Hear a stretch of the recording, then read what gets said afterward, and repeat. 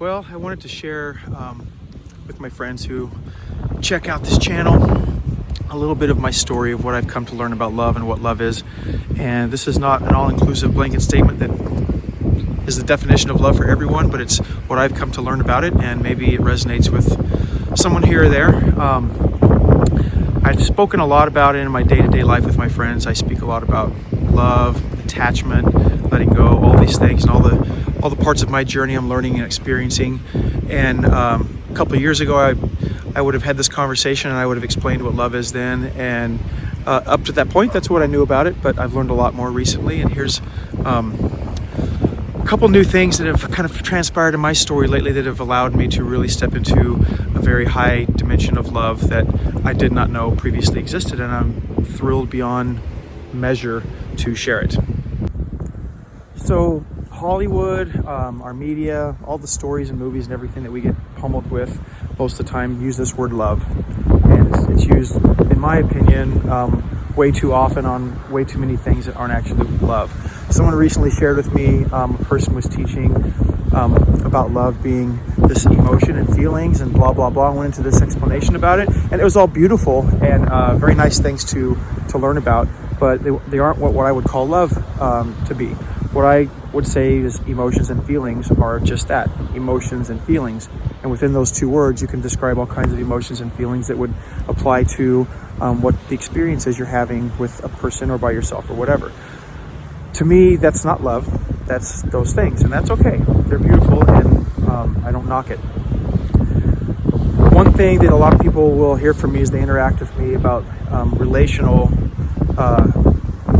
dynamics and experiences are I feel love for you, or I love this person, or I love this and that.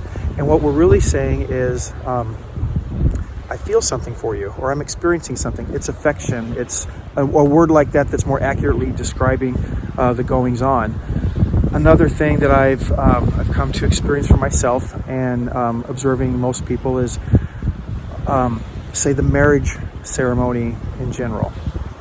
Beautiful thing, I'm not knocking it, just I like to use the words properly and understand what these things are. And I'm offering this all up as an opportunity to maybe just come to a little deeper understanding of some of these things. But let's just say the marriage ceremony in general. A person's making a vow to the other person is responding with their vow. So is that love? I don't know. I would call that a transaction or an agreement. Here's what I'm saying I'm going to do for you. You're going to reciprocate back your terms of the agreement. And it's the same as ordering a cup of coffee at Starbucks. $4.50 is the price of the coffee they've got posted there. When I say I'll take a mocha, I'm agreeing to the terms, paying $4.50 plus tax. So I complete the transaction by handing them the money, and I expect in return the coffee that I have come to enjoy, which isn't that great from Starbucks anyway. But so marriage ceremony in this regard is the same way. You're coming to an agreement. You're actually signing a piece of paper at some point and putting your initials on there. So you're completing an agreement. And that's okay. I'm not knocking it. I just want to make sure it's a little more advanced if you understand what you're signing, what you're saying, and what you're doing, and where these words are actually accurately used. So in the last 3 years, as my spiritual journey has been exponentially progressing, I've got intuitively led about 2 years ago, specifically to energy, frequency, and vibration. I talk about this a lot with my friends. They know this well. The numbers 369 in numerology are assigned energy, frequency, and vibration. So if you know me for very long, you know I obsess with these things, but I'm intuitively following where I'm led. And this 2-year journey of those things in particular has really opened up some things for me in the last couple of months. And I've come to really step into a dimension of love energy that I did not know previously existed, and that is this. I've had several experiences with one person in particular in my life that's the most near and dear to my heart. Has a lot of catalyst and opportunity for growth, and I've come to understand, at least over time, that these experiences are the biggest gift from heaven above, so that I can use the emotions that we suffer in life as different things come and go, as a mirror to look inside myself and see where this negative emotion maybe is rooted from. Then I redirect my attention and find that, and I heal it, and then I clear it. That raises my vibration. So I've been doing this actively for about 3 years now, and again, exponentially so. It's accelerating. So in the last couple months, the biggest opportunity for that has been presented to me, and I know I'm equipped for this because the universe gave this to me to embrace and do. So as I stepped through that, I felt literally a meditative experience, like a rubber band around my left wrist, and I felt it snap, and I knew intuitively, as I was led, that was letting go of a 3D expectation and attachment. And as I did that, a whole series of events unfolded over a couple months that allowed me to be released from that and elevate myself to a higher dimension of energy. So as that played out and I let it run its course, I embraced the suffering emotions like I'm taught with many teachings. Feel it, let it pass through you, and let it go on so it doesn't just sit and fester. So I did that with this situation on a grand scale, and I then stepped into some other shamanic experiences with people guiding and leading me into new dimensions that were synchronistically lined up for me. It's just amazing how all this just plays out, and I just hang on and observe and receive magnetically now. And what I've stumbled into in the last couple of months on a couple different things is a form of love that, like I said, I didn't know existed.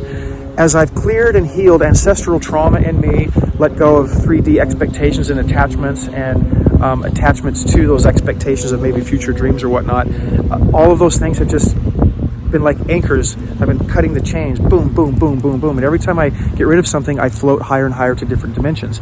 And what I've encountered now is, in a couple different ways, and I've learned this through my shamanic teachings I'm following right now, being led into, is that love is a flow of energy. It's not a feeling or an emotion, it is an energetic flow. And it's not even something that's reciprocated, because that's kind of still, in a mild form, a bit of a transaction. When you're reciprocating something, there's an element there that hopefully you understand when I say that. It's hard to explain it because sometimes words are down in this dimension and these other things are up here, but I'm doing my best. So I found this dimension of flow energy that's at a very high place, and I've been able to elevate myself, levitate maybe up into that energy. Once I tapped into it, I just feel myself tapped into a flow of energy that wants to blanket the whole Seattle area with love and everywhere and everything, and I'm just basking in it now, and it is absolutely a wonder and a joy. The follow-on and the most recent experience I had about a week and a half ago was a particular ceremony that I did where I was able to step into God's source oneness energy, which is a chemical release in our bodies naturally when we're born and when we die. It's called 5-MeO. And when we're born and when we die, we experience that. So I've literally been able to step into that and have a little handshake with God in that dimension of love, and have it kind of integrating in me now. The second part of that is part of this experience I'll be navigating through and receiving in the next several months is that is also part of letting go of the ego, which I've been working on for a while, but this is now actually shedding the ego on a grand scale. So I had a dream a couple nights ago, to wrap this little story up, and in this dream I found myself in an environment with 5 or 6 of the closest people in my life right now, and some of them has some chaotic energies around them, or confusing energies rather, and I found myself just holding everybody in my arms, all collectively together, basking in an energy of love, and I just loved everyone and everything. And I realized during the dream my awareness was even engaged enough that I was able to realize I'm feeling the kind of love for everyone that God has for all of us. And by the way, God's not an old man in the sky, it's something else, but I'm feeling that coming out of me and developing in me, and being able to experience it. As I slowly woke from this dream and brought it into my conscious awareness, I found myself in a place of gratitude that, wow, now I'm feeling what love actually is. So I guess in conclusion for my story, here's my recipe for love. Identifying where suffering is rooted, heal and clear that continually. It's been an 8-year journey for me to have even been taught that and come to where I'm at right now, and go from a place of expectations, contracts, reciprocity, and step away from those things and come to an understanding of love is an energy that flows, and we just have to like continue to raise our vibrations to float up to where it exists. It's in a dimension. It's not down here where all these other things are. So using words properly to describe things as they are, and understanding what love actually is, and understanding what emotions and feelings and all these other things actually are, and just coming to a deeper understanding of all of it. It's been life-changing for me. I'm happier than I've ever been. 2 days ago when I had this dream and was basking in it and waking from it, it was the most love I've ever felt, and it was the happiest moment of my life to date. So there you go. I love you all. Hit me up if you want to know more privately, or let's go have a cocktail or whatever, chat. So one more quick thing. As soon as I got done talking there, wow, sunshine. Hey, look at this. These lovers down here. Lovers. Peep on them real quick. They're in my video.